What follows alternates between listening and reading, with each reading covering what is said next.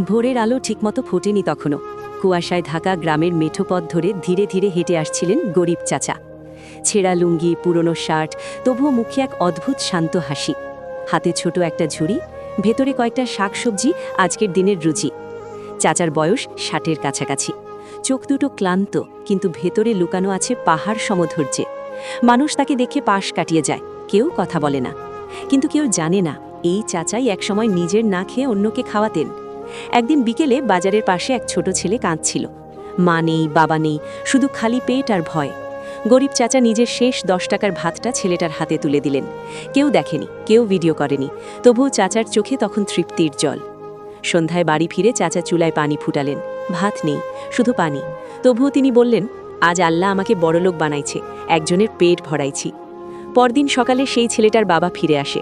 কাঁদতে কাঁদতে চাচার পায়ে ধরে বলে, চাচা, আপনি আমার সন্তানের জীবন বাঁচাইছেন। সেদিন গ্রাম জানল, গরিব চাচা আসলে গরিব নন। টাকার অভাব আছে, কিন্তু মানুষ হওয়ার অভাব নেই। এই সমাজের সবচেয়ে ধনী মানুষরা অনেক সময় সবচেয়ে গরিব কাপড় পরে হাঁটে। সবাই এই চাচার জন্য একটা সাবস্ক্রাইব করে দেবেন প্লিজ। ধন্যবাদ।